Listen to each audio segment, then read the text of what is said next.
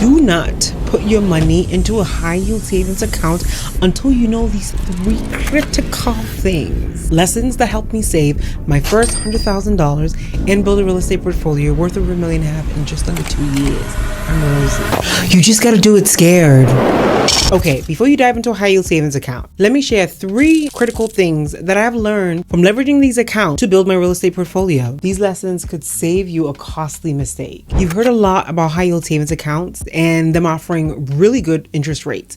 But did you know that the interest rate is actually not guaranteed? So whatever the Federal Reserve decides about interest rates will actually directly impact your high yield savings account's interest rate. Right now, getting a high yield savings account is all the buzz. There are still some offering over 5% in interest, which is very strong. That's why so many people are choosing them over regular or traditional savings accounts and even some investment. But here's the thing, if the Fed reduces rate, the interest rate on your high yield savings account is also going to come down. The Feds usually reduce the rates to try to help give the economy a little boost. So when you hear that the Feds will be meeting to decide to reduce rates, what that translates is they're doing that to make loans cheaper so people and businesses can spend more. So while that might help with reducing inflation, well, the interest rate on your high yield savings account is going to take a little hit. Now, would the rates on your high yield savings account ever drop as low as the interest rates on the savings account that you get from the bank from around the corner? Probably not. Generally, high yield savings accounts offer higher interest rate because of their business model. They tend to not have brick and mortar banks as you see with Bank of America, Santander, PNC, whatever it might be. And that is supposed to help in the interest rate that they are able to offer to you. So keep in mind, the rates are not locked in and it's always good to know how it can change. And by the way, this ties directly into the 3rd thing that you need to know about this high yield savings account thing.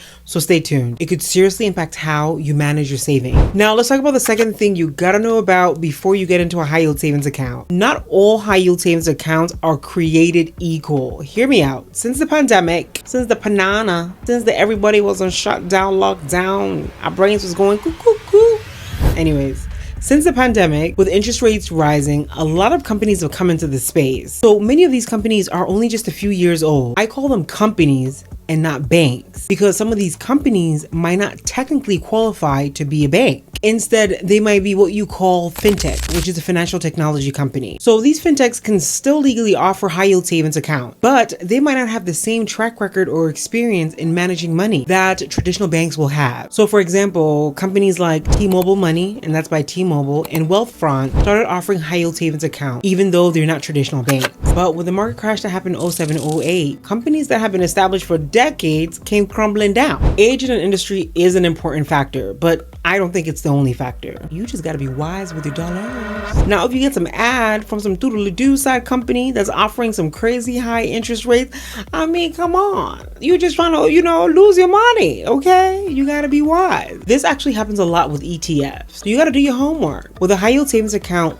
check if they're FDIC insured. That's very important. FDIC insurance is what protects your money, typically up to $250,000 if the company was to say go out of business. So what some of these fintech companies do is they partner with larger banks so that they can leverage the experience of the well-established bank within the space so that they can offer you the high yield savings account at a higher interest rate and be able to also offer you FDIC insurance. So if you're looking at companies like this, now you got to vet both the fintech company and the parent company or the company that they partnered with, the bank that they partnered with. And I have put in serious sweat equity to make more videos about high yield savings accounts for you, sis. So I'll put it at the end for you. Stay tuned.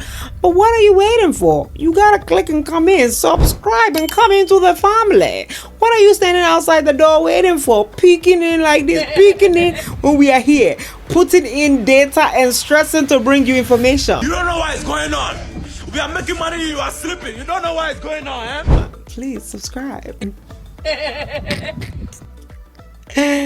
Like I said, a lot of these high yield savings accounts are newer, so be aware of that. And some will not officially be considered as banks, but they tend to partner with more established banks. Overall, you just got to be careful on where your money is being kept, making sure that there's some level of insurance where your money is going, because even big banks can fail. Now let's get into the 3rd thing that you gotta know before getting into these high yield savings accounts. Now this one can be a bit tricky, so I need you to come closer, sis. See, your high yield savings account might not beat inflation. What do I mean? Your money could lose value over time. Right now, the average high yield savings account is offering about 5% in interest, which is pretty high. But here's the catch. If the Fed lowers rates even more, which we talked about earlier, your high yield savings account rates will likely drop. Now, if inflation stays about the same, right now it's about 3%, you'd basically be breaking even. Your money wouldn't really be growing much because it'll just be keeping up with rising prices. Let's do some quick maths. I like it simple. Keep it quick, simple math. Stay with me, sis. Are we here? Are we here? Stay with me. Now, if you were to put $10,000 in a high yield savings account that's earning you 5%, your yearly interest earned will be $500. Now remember, with inflation about 3%, your money really only grew about $200. Because remember, higher increasing prices with inflation, the value of your money is reducing. Now, with the way grocery prices are just acting crazy, if inflation acts crazy and increases to 6%, and now your high yield savings account interest rate drop, you in turn actually could be losing money with your money just sitting in a savings account. That's why you got to keep an eye on these rates. I only use my high yield savings account to keep maybe 3 to 5 months worth of expenses in there, and then everything else, my money's working for me in the different investment assets or vehicles that I have. So what kind of investments can you consider if inflation is catching up to the interest rate that you're actually getting on your high yield savings account? You can look at investing in a dividend fund like Vanguard's High Dividend Yield ETF. Its symbol is VYM. Don't tell me I never gave you a point on where to start and getting your research on to start investing your money. So this particular dividend fund historically has returned about 3 to 4% each year, and you still own the actual stocks in the fund that you choose to buy. This means your money is working for you and it's growing over time instead of just sitting as cash to lose its value. If you're okay with a little bit of risk and want to see some growth, dividend fund can give you more returns and value in the long run. And have I made videos about top quality dividend ETFs to look into? Of course I have. Of course I have for you. I'll put it at the end, sis, so please stay tuned. So when you're thinking about short-term needs, a high yield savings account could be the better option for you. Remember, I said I keep about 3 to 5 months of expenses in my high yield savings account. The returns are great. I'm able to get access to cash immediately if needed, and also continue to invest in the market. Right now, a good high yield savings account can still outpace inflation. So it's preserving and even slightly growing your money's purchasing power. All right, sis, did you stick with me? Because this is very important. Here's what you need to remember about high yield savings accounts. The strong interest rates of high yield savings accounts can actually go down. Not all high yield savings accounts are the same. Some of the companies are actually fintechs, not banks. Your money could lose value over time if inflation outpaces the interest rate of your high yield savings account. Now here's what you should do. Check your current savings rate at the local bank where you have your savings account. Just call them and ask them what the interest rate on your savings account is, and then compare it to the different high yield savings accounts that are currently being offered in the market. Research the company behind any of the high yield savings accounts that you're considering. Make sure it's FDIC insured, and just be informed about inflation rates and probably be prepared to move your money elsewhere that it will be more valuable to invest and grow it over time. But even more importantly, sis, remember that it takes time and consistency to build wealth. The best time to start was yesteryear, okay? And the next best time, right now. Right now. So what are you waiting for?